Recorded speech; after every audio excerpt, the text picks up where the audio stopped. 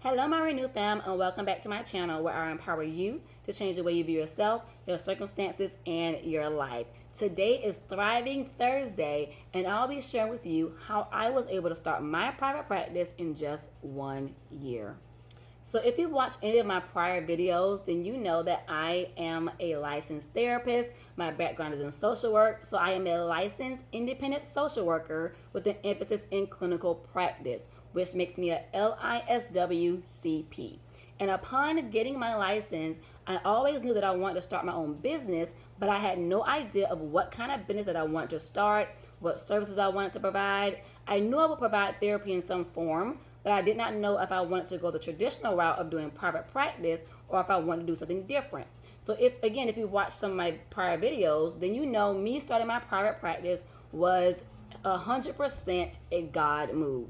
I had no idea of the business I wanted to start, didn't know how to start a business, never did this before, so all this was brand new territory for me. So during a period of consecration and prayer, I kind of consulted God like, hey, what is it that I should do? Not what I want to do. What is it that I should do? What is it that you would like me to do with the license that I now have, with this passion that I have to start my own business, with this passion that I have to help others and to help them find freedom and healing? How do you want me to best utilize this gift to others? And so again, during that prayer time, I said, Lord, I need a blueprint. I need a blueprint of what you want me to do, how you want me to do it, when you want me to do it. I need a blueprint because it's new territory and I have no idea what I'm doing. And during that prayer time, he gave me just that. So I'm going to be sharing with you kind of a step-by-step blueprint that was given to me of how I formed the business that I now have and kind of what I did during that process. I'm going to try to make this as short as possible but thorough because I'll be reading from my iPad because this is where I wrote everything down, or I typed everything down that, kind of God gave me for the vision of the business that I now have. So I'll try to make this video brief, but I do want it to be thorough so to make sure that I'm explaining everything properly to help you, if you have the idea of wanting to start your private practice and want to get it done in under a year, then keep watching. In my time of formulating this business, this is what, God gave me was more so the form, the structure of what my business would be. And the first thing that of course, I consulted him about was the name. What should I name my business? What is a name that kind of encompasses all the services that I wanted to provide? Because I knew I wanted to provide therapy, and I knew I wanted to do something with teens to help teens. But again, I had no direct specifics of what I wanted to do. I just had an idea of helping both teens and adults. And I have a passion for helping teens because it is my philosophy that when it comes to mental health and just wellness, mental, behavioral wellness, emotional wellness, if you can start when children are younger, then you have a better chance of helping them to become more productive adults. And a lot of times it's the things that happen in our childhood that causes us issues in our adulthood. So if we can catch them when you're younger and provide you the services that you need to help you get what you need as far as emotional release, communication, improving, anger and emotional expression, teaching you those things early on, then as you continue to go through life, you will hopefully be able to avoid some of the barriers that adults now who are in their 30s or 40s are still experiencing. So that was my philosophy behind that. The earlier we start correcting some of the wrongs, or correcting some of the trauma, correcting some of the damage that has been done, then we can have more productive adults. So I know I wanted to help both of those populations. So the first thing again was, what is a name? I needed a name that was going to encompass all the services that I may want to provide. And the name that I came up with was Renewed Image Youth and Family Services.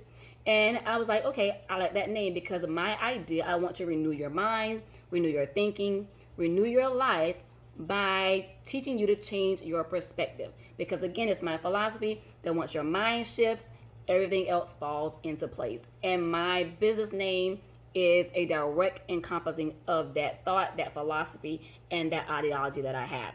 So after getting the name of my business, next you want to identify the type of business that you want to have. It's going to be for-profit, nonprofit, LLC, SCORP, incorporation. What is going to be the business form of your business when it comes to licensing and getting your business registered? What is the type of business that you want to have. So after the name, which was number one, secondly, you want to identify the type of business. The next thing is to identify your target population. So for me, again, I wanted to work with adults and teens, so I already knew what my target population was.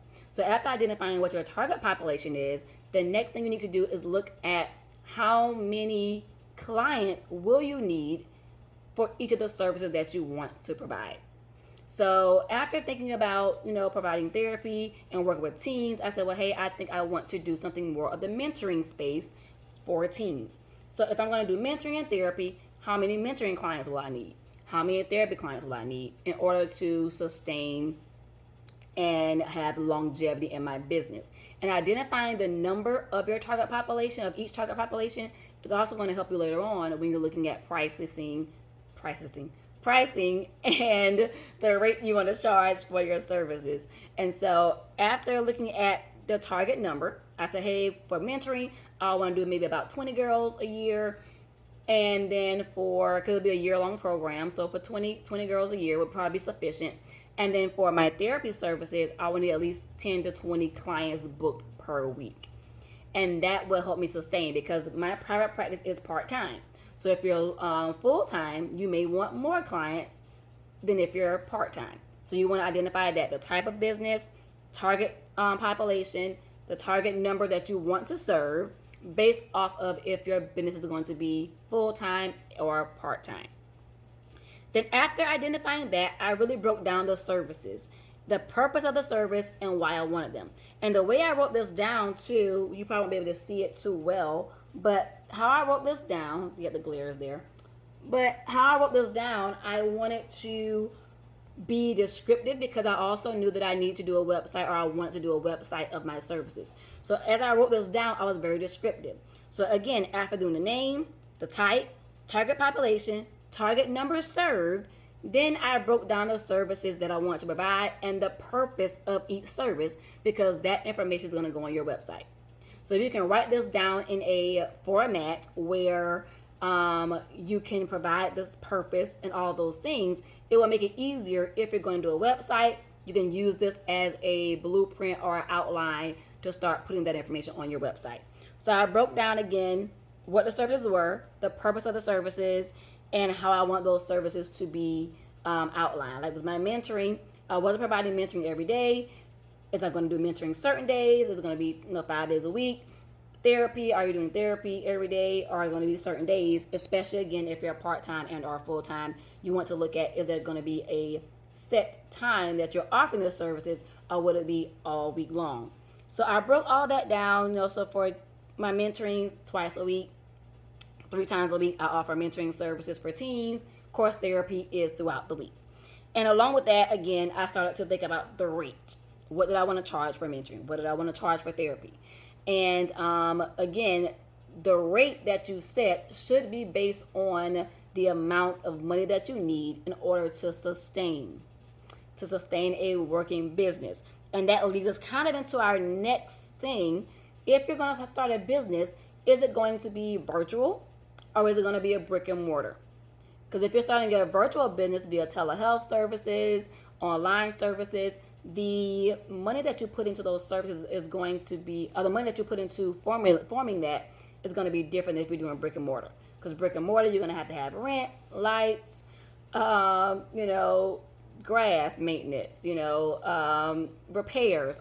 All those things would go into having a brick and mortar business. But you get to decide which one that you want. I chose to do brick and mortar, but a lot of people that go into private practice, they do telehealth because it's cheaper and it's a little less hoops to jump through if you do telehealth and not brick and mortar. So along with calculating expenses, again, what you're going to charge, what's your rate going to be, and is that rate is based off your budget, kind of say for the monthly budget of what your expenses are going to be. That also brings us to payment type. For a lot of people in private practice, they want to look at, are you going to do all private pay, or are you going to accept insurance? That always is a topic of conversation. Do you want an all private pay business, self-pay business? Are you going to use Medicaid and insurance? Are you going to do a combination of both? Initially, when I started, I wanted to do all private pay. That was the vision, to do all private pay. But currently, I do accept private pay and Medicaid and insurance. And so I chose to do a hybrid of that just because it was better financially speaking. Sometimes it does take a little longer to build a full private pay practice. Some people, depending on your area, some people start off private pay and they do very well and they've never had to use insurance. And so again, you have to look at where you are, your location, what the demand is, to decide, are you going to be private pay, accept insurance, Medicaid, and make that best decision that is for you. So again, we're looking at payment, we're looking at fees, we're looking at the rate of services. So all that's kind of like that, building that structure of what we're going to do and how we want to do it. That way we have a nice flow to the business services that we're currently offering. So after you kind of have an idea of the service that you want to provide, the people that you want to provide services to, and whether you're going to be, telehealth and or brick and mortar.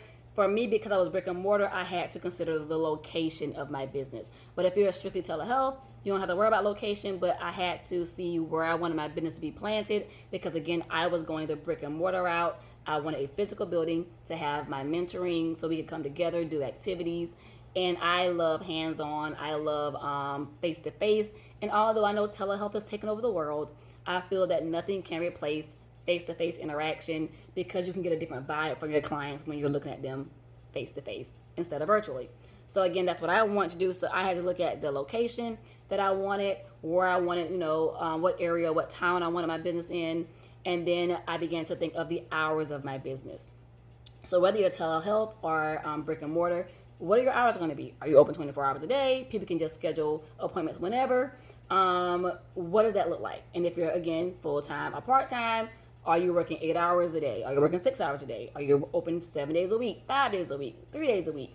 You have to then look at how often are you going to be open and what are your business hours going to be while you're providing services. Because I'm brick and mortar, I also had to look at if I wanted to have employees. Did I want to have a receptionist? Because again, if you're telehealth, you don't need a receptionist. But because I'm brick and mortar, did I want to have a receptionist? How did I want that to be set up, with the phone lines? And how did I want to have a virtual assistant or an in-person assistant? So those are some things to think of. Who is going to run the business? Am I going to need someone to clean the business? Am I going to need a lawn care personnel to keep the lawns clean? So those are expenses that I had to look at, again, because I chose to do brick and mortar.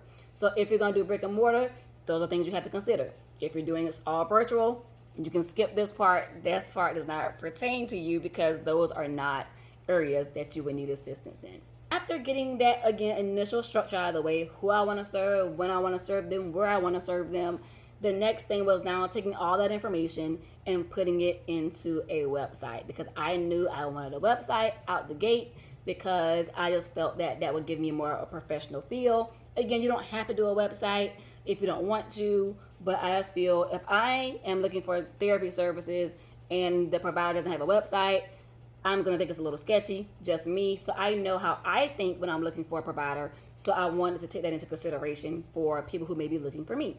So I definitely want to have a website. So I began looking at when did I want to begin doing this website. And so that was one of the first things I did before I did anything else as far as moving toward the building of the business. Everything else I was just kind of writing down. I was writing down all this stuff. But the website was the first thing I actually put into action.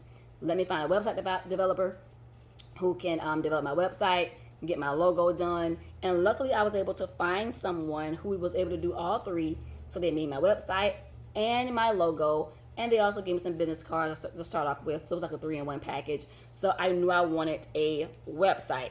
And because I wanted a website, I had to write down the pages that I wanted my website. Again, logo creation. I got my business email. And I got that via Google Business Workspace. So it was like $6 a month. That's no money, or $6, every month. And so I kind of got all those things together. My business email and my website, I kind of began formulating those at the same time. So those were the first two things I did. And getting a business email, it takes about 15 minutes. And so I did that first. And along with getting my business email, I went ahead and started finding someone to formulate my website. And so, as I said, I started my private practice in a year. So I started all this planning around July of 2021 because the goal was for me to launch in August of 2022, which means I had a year to find a space, find a website developer, find a logo person, register my business, which we haven't even gotten to that yet as far as just registering your business. But I had a year to get all this done because I started this process again in July of 2021.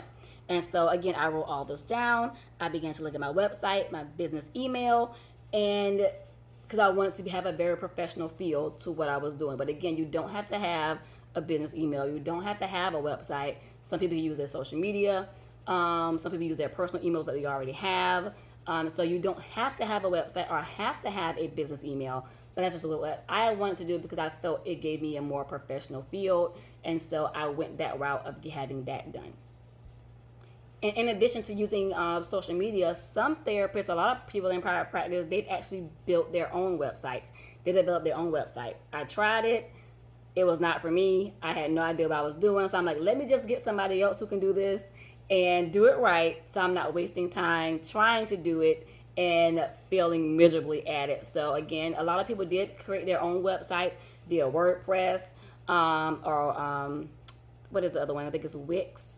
And so either way, people utilize that to build their website. But again, I tried those platforms. I think I tried WordPress and it was not working for me. So I chose again to pay someone to do it to make sure it was done properly. But again, you get to choose because your practice, your business, you get to choose what works better for you. So after getting my website or starting to work on my website and getting my business email and getting that process started, the next thing I did in July of 2021 was the business registration. And you have to get your business registered. Again, whether you're doing LLC, SCORP, and corporation, you have to register your business with the state. And again, I did not want to navigate that part on my own either. Some people do. I just didn't want to make a mistake. So I did find a YouTuber on YouTube. Her name is Jaleen Dul Kadir. And I utilized her to do my my business formation. She does a lot with LLCs. I will link her information, and she does a lot with LLCs, and so she shows people how to what to form. She tells them whether to form an LLC or S Corp. She can give you all that information on that. And she's a lawyer, and this is the business that she works in. She helps businesses form their businesses. And so I reached out to her, and she did a very good job, very professional. And I love the work that she did do when I set up a consultation with her. And so I will link her information in the bio, but she is the one who did all of my business formation, helped me get registered with the state, and also gave me the proper advice of whether I should form an LLC, S Corp, or a nonprofit for a profit. She kind of helped me brainstorm some of those ideas as well. Even though I already knew I wanted to do LLC, I was able to ask her any questions that I did not understand about forming the LLC before forming the paperwork. But again, she was great in that area, and I did utilize her. I will link her information in the description. So again, those are the initial things that I started to do immediately. But with my blueprint or my outline, I knew that I wanted to start kind of recruiting and marketing around January. So the goal was to have my website done by the end of 2021. So I started looking for someone. I think I started the process around July or August with actually talking with the website developer, telling them what I wanted, giving them the pictures, making sure that the website had the feel that I wanted, because the goal was to have the website done by December of 2021. And so in January of 2021, I wanted to start with my marketing. I want to start going ahead and getting my Facebook business page. I have an Instagram business page and a Twitter business page. And so I did all that in January of 2022 because I wanted to have that social media presence. I'll be able to have my website done so that I could promote my website on those different channels, on those different media platforms. So that was my plan for recruiting and marketing, to begin again letting people know my business exists. And then my launch date was going to be, I said August, but I was a little bit late with finding an actual location that had some decent rent. And so that did push me back on my plan, but you have to start with a plan. You have to start with an outline. And I'm kind of giving you a rough version of this outline that I have, but if you would like, I will also put in the description a blueprint to this. It will be a raw. I'll take some of my information out definitely, but I will give you a blueprint outline. So I will give you the same outline in the description box where you can download it and fill it in yourself to help you on the road to starting your private practice or whatever business you may want to start within 1 year. So with this outline, you'll also see some of the other things that I had to do in order to finish preparing to start my business. So especially for those of us in the helping profession, you know that you have to get a tax ID number before you register a business. And so Miss Jolene Kadir did that for me. But if you want to do that on your own, I will put the links to getting your EIN number and our tax ID in the description box below. And you also want to be able to have your NPI number. If you're going to provide therapy services or any type of professional services, you have to have an NPI for you and an NPI for your business. One is called an NPI 1, the other is called an NPI 2. When I started my business, I only got the NPI 1 because that's all I needed at the time. I just got an NPI 2 this year, so you don't need the NPI 2 to start, but if you get both of them done in the beginning, it does make it just a little easier, one less step you have to do. So you want to have your NPI, and you also want to open up a business account. Whether you are telehealth or brick and mortar, you want to have a business account. It makes it easier for tax time to separate your finances from the business's finances. Also for us in the helping profession, professional space, you want to have a CAQH number. And that is for the Council for Affordable Quality Healthcare. You have to have a CAQH number, which is basically like your professional resume. Your healthcare resume. It's a space where other providers, especially if you're dealing with insurance, where they can go and look to see your credentials, your education, your background, your work experience, etc. Lastly, you want to be able to have a business system. What system are you going to use for your business? Again, for us that are in therapy, for professionalism, what EHR system are you using? And with my EHR, I was able to create all of my forms. In my EHR system, I use Simple Practice. And with Simple Practice, I'm able to create all of my policies, procedures, intake forms, questionnaires, case notes, all those things, I'm able to create in Simple Practice. And because this video is more so geared toward, again, therapists, coaches, and people in that space, you definitely need an EHR system. If you're starting a different type of business, then again, this might not quite apply to you, but this is all about, again, private practice and kind of what's needed in private practice. So the EHR system that I use, again, is Simple Practice. And this video is not sponsored by them, but I love them. When I first started, I was trying to decide between Therapy Notes and Simple Practice, but Simple Practice won because they have so many modifications and customizable templates, and you can make it your own. I also love that you can do the payments right in Simple Practice. You can save the client's card, swipe the card via Stripe. It's very easy to use. So those are some of the things that I had to do to form my business in 1 year. But again, I'll put this outline in the description box for you to download and for you to fill out as needed to help you think about the things that you need to do to start your business in 1 year. I hope this video was helpful. If you found it helpful, like, comment, and subscribe, and click the notification bell to be updated when I drop a new video. Videos will be dropping every Monday and every Thursday. Mondays are motivational Mondays, so every video that I drop on Mondays will be motivational. Thursdays are Thriving Thursdays, so I'll be dropping more so business content for business owners, therapists, and those in that space. If you have questions, put them in the comment section. I will see you in the next video, and happy thriving in 2024.